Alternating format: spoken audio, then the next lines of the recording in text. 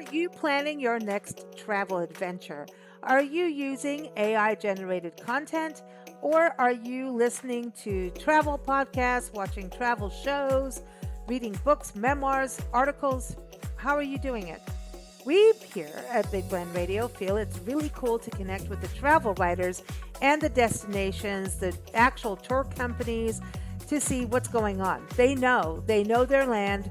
They've been there, done that. And today we're excited to welcome back Sharon K. Kurtz to Big Blend Radio to talk about her travel writing experience as a writer, an award-winning photographer, and just her career of doing this. She's been to about, I think, around 60 countries, 6 continents. She started her writing career after running 3 companies and saying, hey, when my kids went off to college, I'm going to go do this. And she's been very successful at it. And we love that she is part of our Big Blend Radio family. So enjoy this conversation. We hope it inspires you to travel, to follow your dreams personally and professionally, and get outside our comfort zones, right? Because that's how we grow.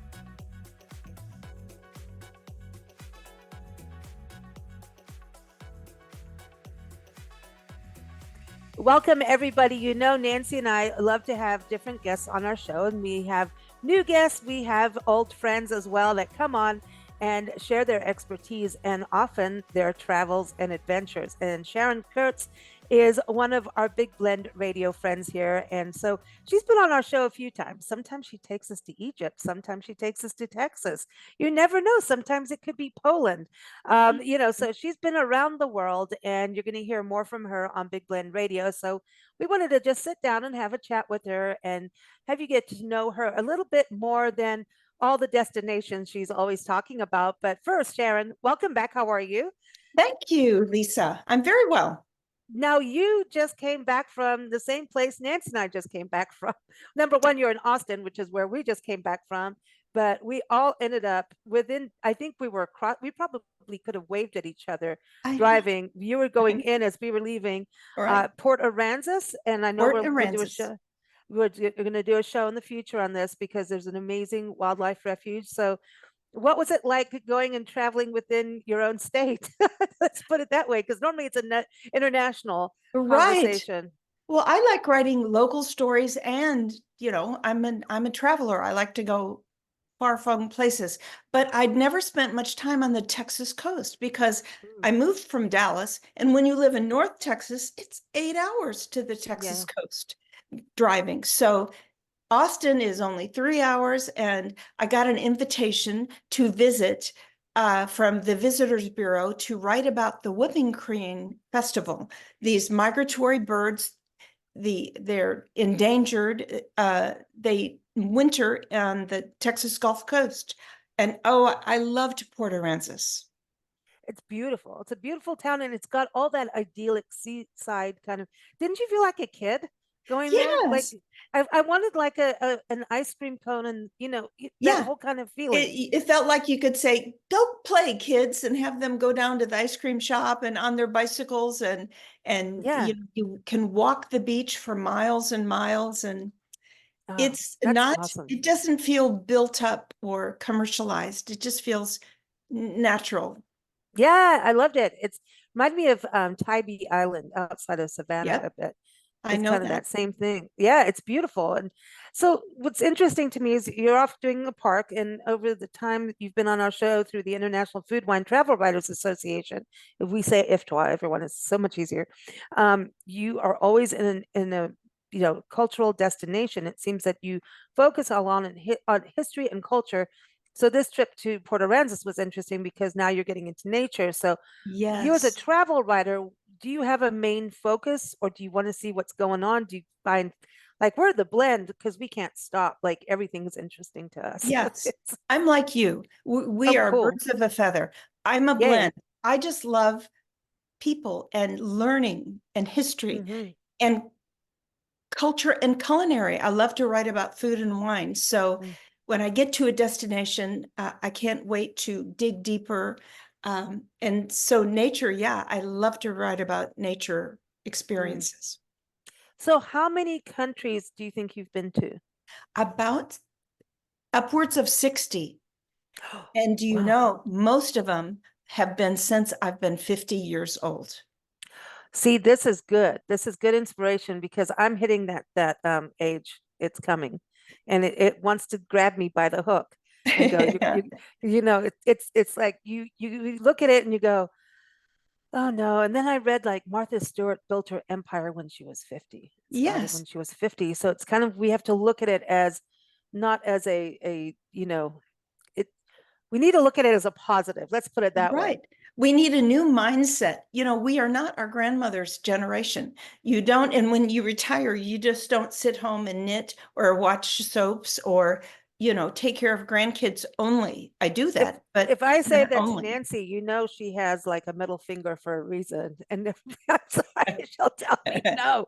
She's like she's you know she's my mom, and we're still doing this together. So that tells you something of like it's there is no stopping, and Yes. I love that that's a lot of countries since you're 50. That's 60 countries. I mean that is Like, amazing. And as um, a solo traveler too, you do yes, this as yes. well. That's another thing to touch As on. you know, I led tours for 10 years, almost 10 Wow. years, and that got me to a lot of destinations. But when you're leading a tour, you are working. And so it's not the same as experiencing it as a travel writer where I can just go over and talk to anyone who looks interesting and get the backstory because I have a job to do. You're right. So anyway, that got to me to a lot of places. I met a lot of interesting women, but now I enjoy just being a travel writer and traveling in that way. And you take amazing photos. Did that Thank you. was that something that came natural to you, or did you take Yeah, courses to do your writing and photography? Because you're excellent at both. That's why you're here. thank you. Well, I did take I'm kind of what you would call a serial entrepreneur. I've Mm. only worked for myself in my life, and I had two companies. And then when my two sons were raised and gone, and I thought, my company kept me in Dallas and very busy with people to support and product to produce. And I said to my husband, I said, travel is my first love, and I can be free now. I don't, Mm. my children are raised, and now I can travel. And so anyway, when I was 59, I sold my last business and was free to travel. And I did a whole lot of it in the first few years, as much as I could. And then I kind of was leading tours and writing more and more. When I owned my last business, I produced a catalog of my products. I made stone Oh, art. And so oh, I always had a page from the artist, and I would use just describe the collection, my inspiration, and that was kind of like the impetus for writing for travel. that's interesting. When we lived in South Africa as a teenager, I had a jewelry company, and I carried that on when we got here. Oh, And yeah. I'm allergic to jewelry. I'm allergic to metal. Go figure. So I couldn't Yeah. even. I started wearing my own, and I don't care how high grade it is. But what happened is the company failed, and this is why. I got stuck in the history of beads, the history of how what the colors meant. Because then I started creating stories about. Then I was like, this design is by this color because this tribe and this culture this represents this, and I got so into it that I didn't make anything because I was into the stories of Too busy to like make jewelry. there is a book on the history of beads, and there's museums, and it was part of like trade, and people were traded for beads, actual human beings, like Yes. cowrie shells were a part of slave trade history. They were traded. That was a form of money way back when, and people were traded for cowrie shells. Wow. And so like once I got into that, then like I was more interested in that than designing the jewelry. So I wasn't a good business person. Well, my company, it fodder for what I do now because Yeah. I was like that. I would design new collections, and they always had a focus. I went to Venice one time. I took my college age son with me because I recreated in stone the floor of a palace that was only in Venice. And so travel was always important to me, and I always wove it into my designs. And so that led to this. So that's what life is. It's just a series of, you just keep Adding taking to it. what you've learned and grow. And It's the there's no textures. such thing as, being too old to do anything. I love that. You're like Peterman from Seinfeld with the catalog, and Yes, I he was always remember in that. Africa. With this hat made me do this. They were Yeah. writing that, but I think it's interesting about that because travel. Like I remember when you went to Egypt and you wrote that and were on the show about it, and you were, you know, COVID had just hit, and there was this opportunity to go. No one was going, and you're like, I'm going. And Oh, you got yes. on a plane and went, and you had your own, time with King Tut. I mean, all I can, Who gets I that still, experience? That I did you can think now of Steve say, Martin when I you were have in there? been I have been in the Luxor temple by myself, wandering around with no tourist. And at the time, people thought I was a little nuts. And I had serious conversations with my family that said, Mom, Yeah, what are you doing? what Yeah. are you doing? But nothing happened. I didn't give COVID to anyone. I didn't catch it. And I got to see Egypt like no one has seen Egypt since, I don't know, the 1800s, it seemed. Unless you were the guide, you had the tour Yes, I had a guide. guide and I had a But driver. I think because you're out in the desert sunshine that you weren't going to get COVID because there's something about being outside and it just, the outdoors is like medicine to me. That's my Yeah, own personal, yeah, and yes, you can get COVID and it is still around. It's like, it's like that cough that never goes away. Everyone has one. It's horrible, but you got to do this because you said, "Hey, I'm going." Even if your family, and that's the thing I think as single travelers, single solo women travelers, family can go, I don't want you to go. It looks yes, dangerous. Even when you went to Poland, I brought that up with you. yes, And everybody that interviews, watch for that. You went to Poland, and at this time, and I said to you, well, Poland was a refuge for a lot of people bailing Ukraine. It was a yes, safety zone and a scary place. And you're like, well, there's this part of Poland and there's this part of Poland. But when we watch the news, we're listening more to headlines than actually yes, understanding what a country is about. yes. So when you were in Poland, did you feel like you were understanding maybe what was going on a little bit more than what we're getting from the news? A little bit more. When I went in October, they were having elections and Ooh, their politics are like ours. People are divided. It's oh wow. it's kind of tense right now in Poland, Mm, and then with the refugees and being so close to Russia. But I guess I need people to know that I am a modern traveler. I don't take unnecessary risk. I don't do stupid things. I have a mm-hmm, plan. Everyone always knows where I am. I get travel insurance, very important. And I mm, also get what's called evacuation insurance. That's a yes. separate policy. So if anything happens to me, if I don't know, fall off a curb, things, stranger things have happened, not to me, but and break my hip. Well, that I know that that policy will get me home, get me to my own doctor. So I I don't take unnecessary risks, but I don't let what's happening in the world stop me. I'm Mm. still going. Yeah, we actually just had this conversation. Linda Kissam, you know her from Yes. too, right? Past president, and she's on our shows every month. And her and I just had this conversation about insurance, because her and her husband go boating. They sailed in the Pacific Northwest 6 months out of the year. Every summer, off they go. And she says there is specific insurance, like the evacuation that you're talking about. But if you're out in the water, like if something happens to her husband, she needs to be taken care of. She's Yes. not sailing the ship. She's Right. like, Right. I'm the diva. I'm not doing it.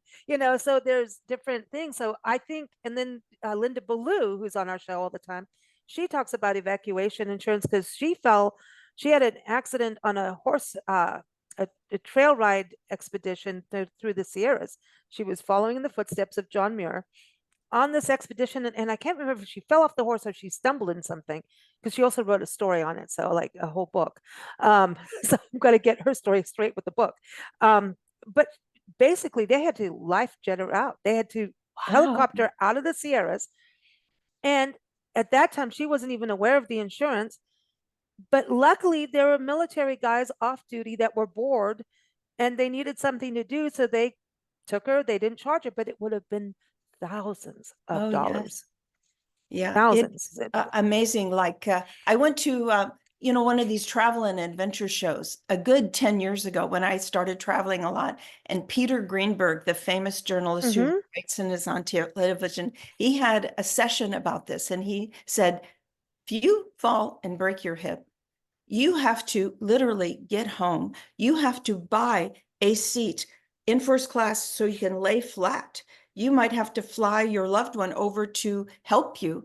And all of those costs for a simple cost of a yearly or per trip or yearly annual Mm. policy, it might cost $50,000 for one accident.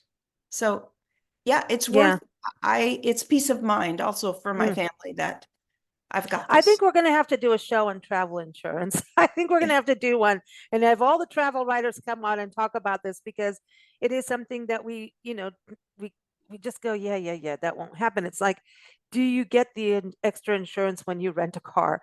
You know, yes, do it. It's worth it. It's like when you buy a car, a brand new car, you buy gap insurance. Don't drive off the lot because there is that chance you drive off the lot, you get Yeah. hit, and you do not get the full value of the car, Yeah. if you don't have gap insurance. So it's a very good thing. And also showing that, hey, yes, I'm going to take risks, but they're calculated risks, right? Yeah. So, And yeah, it's peace of mind. Is anything going to happen? Probably not. But that, you know, things happen. And yeah. it's nice to know that you are covered and you have a plan. Okay, so this goes to spontaneity, right? So as a travel writer, a lot of times we work with destinations and their marketing organizations, and they come up with these itineraries that you basically never sleep, right? You're Right. it's a whirlwind, but you do get what's called a fam tour. It's like a familiarization trip. And for readers who read the writing or listen to podcasts on travel, you get the sense of what is. And no matter what, I don't know any of us who just always want to go back because we never did all of it, right? Right. So we always are left with that. But there's always something that's going to change on you. And so Mhm. don't you kind of always want that little bit of spontaneity in that itinerary, no matter what, who we're working with? You want that window of Yes. just, I want to go focus on this more than what they gave me as an Yes. itinerary. That is true. That's kind of important. That a lot of time that's where my stories come from. It is something that I've seen, and I want to go talk to that fisherman and Mm. find out what he's catching and what his history is. That's what makes it exciting for me. And I think Mm. readers appreciate that they're getting a story that's not canned. It's not, it's Copied definitely, from it's Wikipedia. not AI. It's Yeah. actually the writer who has had these experiences. Well, that's something in our one of our recent magazines. We put all our experts in there now, and even in the editor's block, I'm like, you know what? We're in this age now where these are the people behind the stories. These Right. are the writers. These are the people coming on our podcast. And what I love about podcasts is good luck AI trying to figure out what we're doing. You know what I mean? Yes. Because this is a Yes. conversation, there's a give and take. And are you going to try and duplicate that? I mean, they probably can do all of that Yeah. stuff, but this is real. And so when I think it's one of our last mediums left, Yeah. honestly, because they're attacking the arts with it. And I'm not against AI because there's a lot of good tools, but I think when it comes to travel, I want to hear from Yes. someone who walked the walk, So in a travel experience for me, even if it is a fam trip where I've been invited and they have an itinerary, I want the ability to pivot. If I see something interesting, I want to go after it. And that's what makes, as you say, that's what makes travel so fascinating. Mm. I was thinking about you when you were in Egypt, you coming from your last business with stonework, that had to blow your mind. It was. I saw original carved, you know, art and hieroglyphics carved into temples that were ages old. And it was It was amazing. Yeah. That's Coming from surreal. what I did, I made stone plaques where I wanted them to look old, to have age. And here I was seeing the original work. It Wow. was like, Did you want to start your business again? do you know, some I am a creative person, and so travel writing is creative.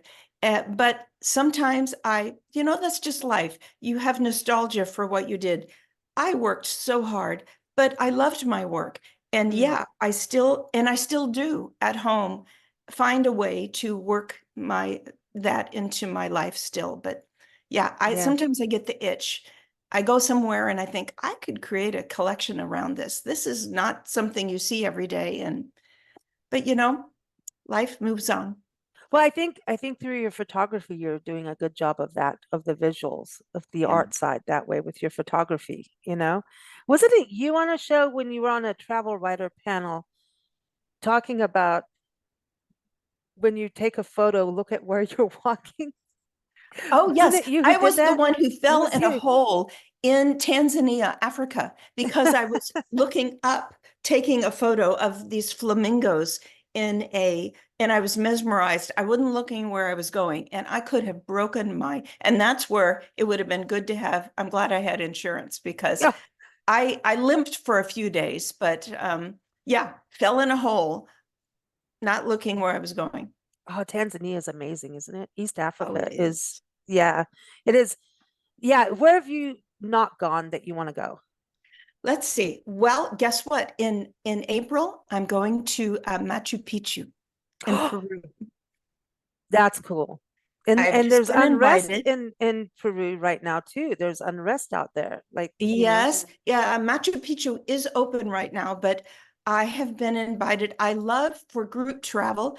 I loved the company called Intrepid.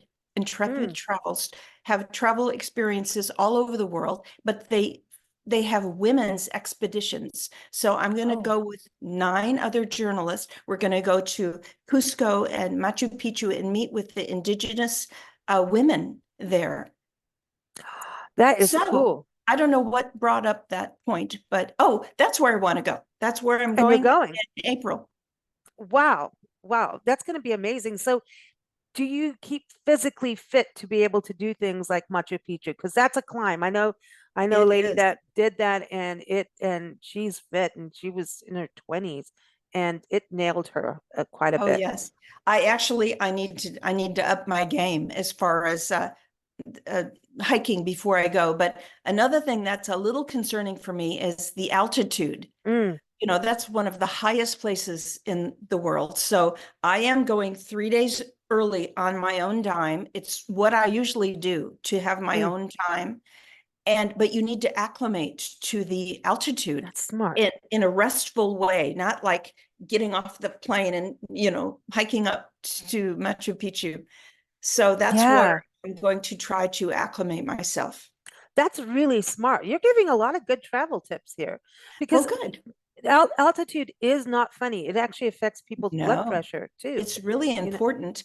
Some mhm. people travel with like a canister of oxygen, and then they have what's called coca tea. It's actually from coca Ooh, leaves that you cannot bring them back with you. Don't stick them in your suitcase and think you're going to mm. have some tea when you get back to the US. But it has properties that helps you, and the Mayans have used it for centuries to help with health things. So that's another.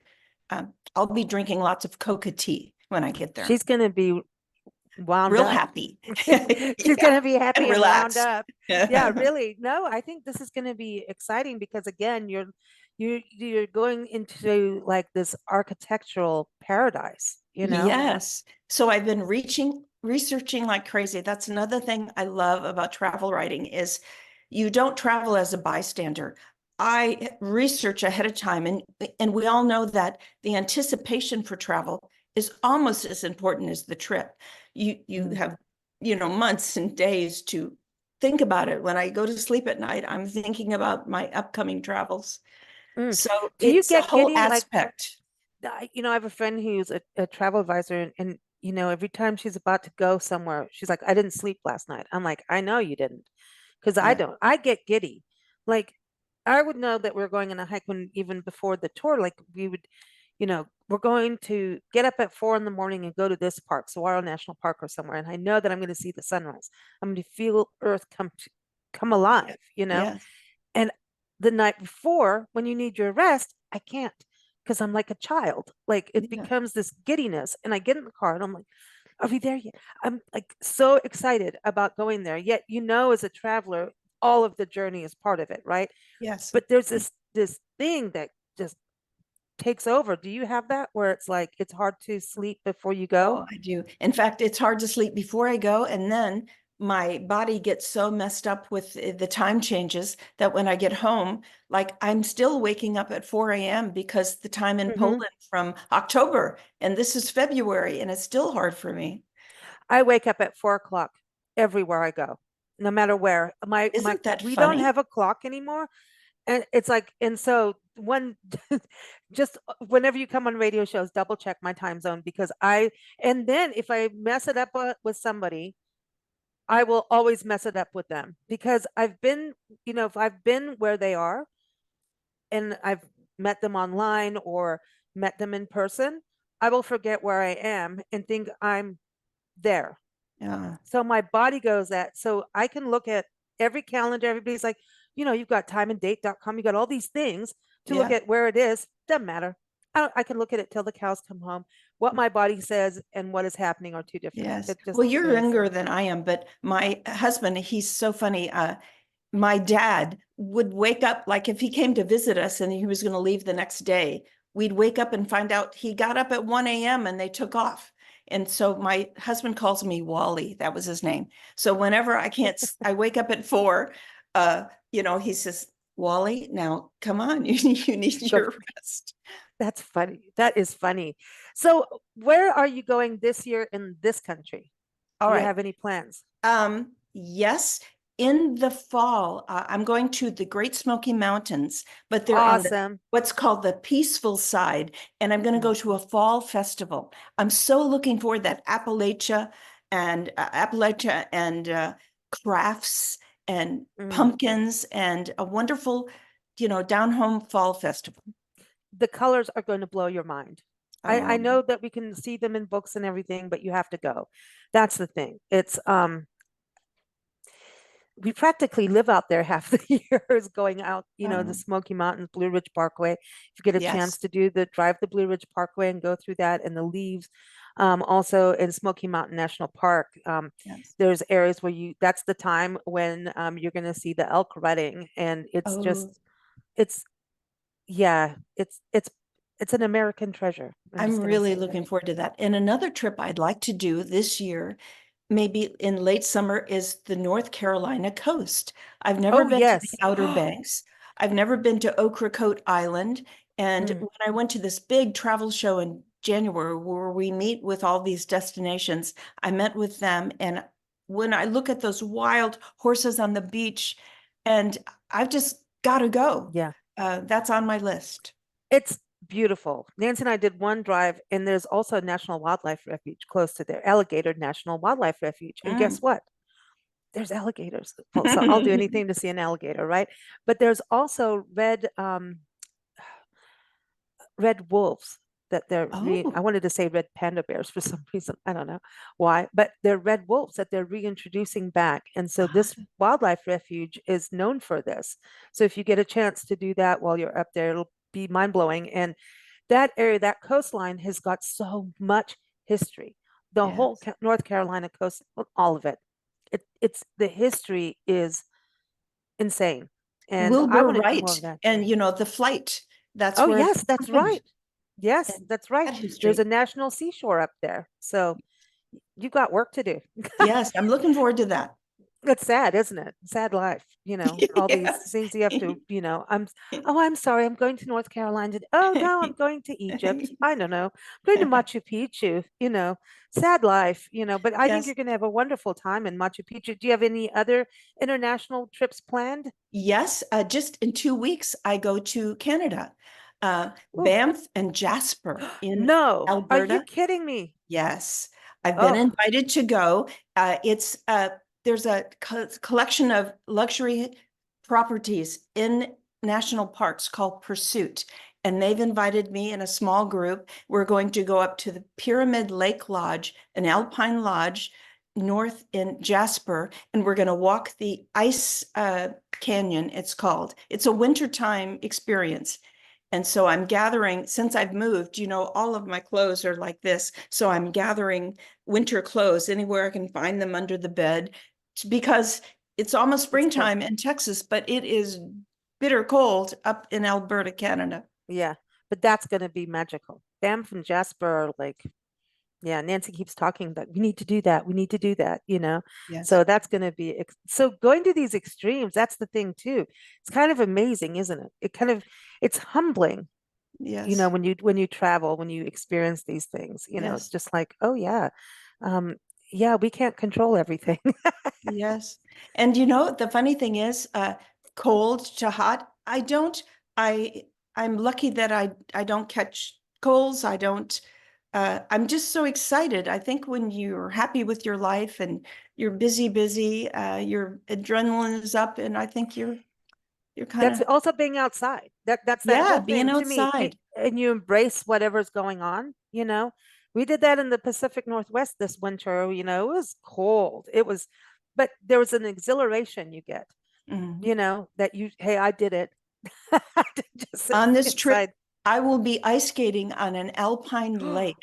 And You're when ice I was a skating. girl in Ohio, little tiny town, we had ponds that froze over, and I ice skated. I mean, I can twirl and ski backwards, but I haven't done it for years. So I'm looking forward to Wow. snowshoeing and ice skating. You're gonna snowshoe. How cool. Yes. That's fun. That's fun. I want to learn how to do that. Those big shoes. That's Yeah, I've never amazing. done it.